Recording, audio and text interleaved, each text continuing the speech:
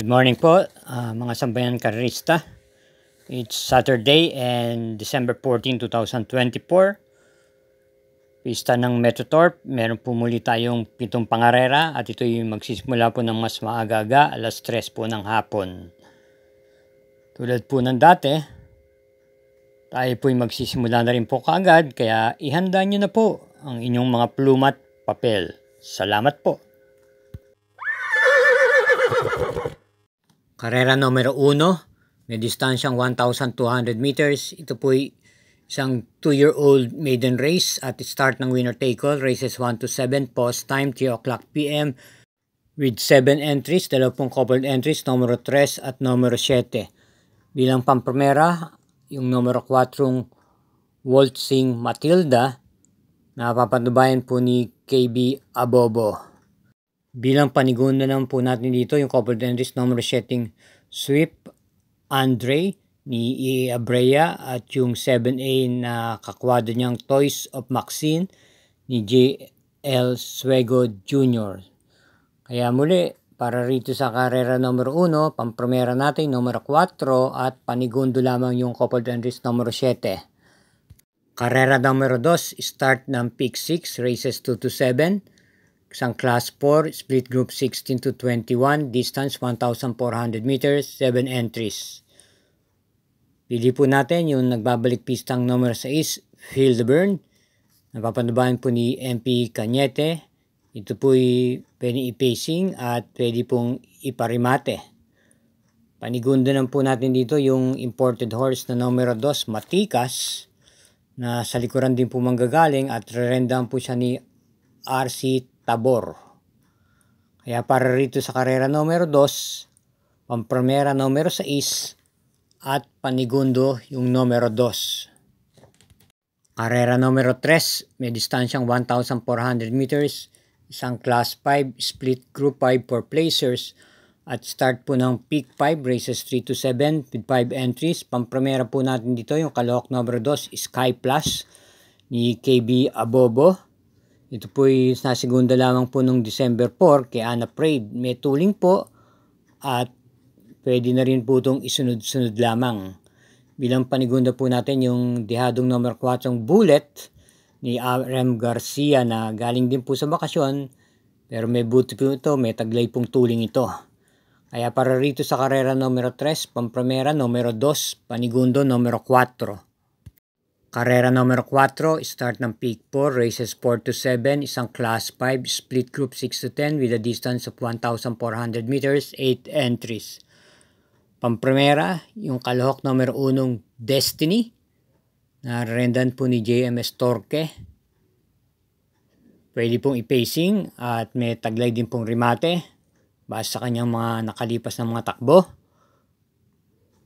Panigunda, yung numero 8, Best Shot ni K.E. Malapira na malamang maging balikatan lang po ang bentahan dito nila ni Destiny. Paglabas po ito, nasa bandang unahan po ito at malaki din po ang tsansang manalo. Kaya lang nga, depende po sa may-ari. Kilala naman po natin to. At bilang panersera po natin yung kalahok numero 6, Street Queen ni RC Baldonido. Kaya sa ulitin, sa karera numero 4, pamprimera numero 1, panigundo yung numero 8 at panersera yung numero 6. Okay, just a reminder again mga katropa at katrokis. Huwag po tayong makakalimot na i-click natin subscribe button. Ganyan din naman, pak-share na rin po ito. At i-hit na rin po natin yung like button. Salamat po. Karera numero 5, may distansyang 1,400 meters, isang class 5, split group 5 for placers at merong 5 kalahok lamang. Ating pamprimera yung deremating numero 5, Barayong na nakwarto pwesto lamang na pinakuling takbo niyan noong December 1 kay Queen Margot at rerendaan po ni RC Baldonito. Bilang panigunda naman po natin dito yung numero 4, Early Bird na lubhang talagang napakababa na sa laban na to. Kaya lang, napakasama po naman ng mga ipinapakita.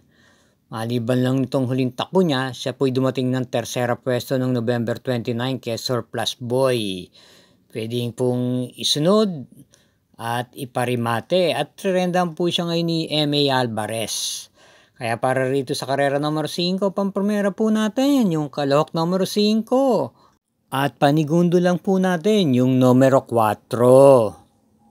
Karera numero 6, penultimate race, may distansyang 1,400 meters, ang Class 4, Group 16 to 21. Ito po ay meron pong 8 kalahok at bilang pampamera po natin yung kalahok numero 2, Isla Puting Bato. Napapatnubayan po ni JT Pabilik at mukhang gamay na gamay niya po ito. Ito po ay isang abuhing kabayo at isa pong rematista. Bilang panigunda po natin dito yung numero 5 Monument. Nararendanan po ni JMS Torque.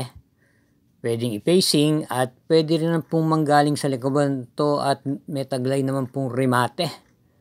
At panersera po natin dito yung kalahok numero 3 na Golden Opportunity. Ito po ay isang imported horse at renda naman po ni JC De La Cruz. Kaya muli, para dito sa karera numero 6, pampremera numero 2, panigundo numero 5, at panersera yung numero 3. Karera numero 7, last daily double, paratingan po ito ng winner take all, pick 6, pick 5 at pick 4, at kinapapalooban po ito ng super 6. Ito po yun naman may distansyang 1,400 meters, isang class 5, split group 11 to 15, at binubuo naman po ito ng 10 kalahok naman po at isang coupled entries yung numero 7. So bilang pili po natin pampremera yung coupled entries numero 7 Animo Lasal na may taglay pong remate at naipipacing din at rerendahan po naman ni JB Hernandez. Samantalang coupled entries 7A na Caraga Wonder may taglay pong tuling to. Pag antimanong labas po ito, siguradong makikita po natin ito sa unahan, nagkukumahog. Ito naman po ay nasigundo noong November 27 kay Hell Guy. Bilang panigunda po natin yung kalahok numero 3, Srinigar. Napapanubayan po ni Sienson, may taglay pong tuling at pwede rin pong ialalay lang o isunod-sunod sa kahabaan at pagdating ng diretsahan saka bumira. Panersera po natin yung kalahok numero 1 Dugong Bughaw na quinto pwesto no November 29 kay Abalon Bandit. Na ipipacing at pwede rin pong iparimate kung may pagkakataon. Rerendahan po ng kanyang regular rider na si S. Pare Jr. Kaya muli para rito sa huling pangarera, karera numero 7, pampremera natin yung coupled entries na numero 7 at panigundo yung numero 3. Pangatlo lamang natin yung numero 1. Okay Dok, mga katrokis, time out po muna tayo sandali para bigyan daan ng mga shoutout natin. Shoutout po kay Joey Hipolito. Shoutout daw po kay Boss Nestor, Batang Bagong Bayan, Nabotas City. Gayun din po, shoutout kila Abraham Rapio, Celestino Abejo, Alvin Rivera, Ed Pagyo, Ernesto Laksamana, Otto Jr., Oji Patino, at gayun din kay Arnold Magno. Salamat po sa inyong walang sawang pagsubaybay. Mga sambayan karista at katrokis, akin lang pong muling nagpapaalala inyong buong lingkod. Ito po'y gabay lamang. Inyo pa rin mga kursunada siyang dapat masunod sa dakong huli. Hinay-hinay lang po sa ating paglilibang. Iingat po sa ating pag-uwi. Good luck din po. At thank you again for watching.